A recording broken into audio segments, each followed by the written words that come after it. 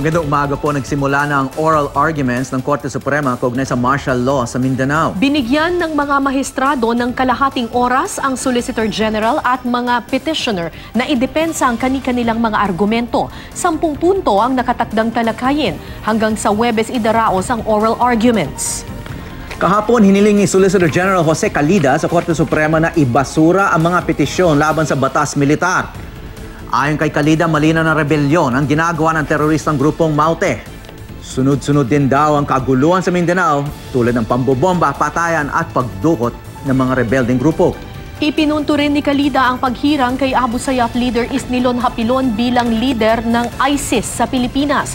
Nauna nang iginiit ng mga petitioner na walang factual basis ang martial law sa Mindanao dahil mali raw ang mga naging batayan nito.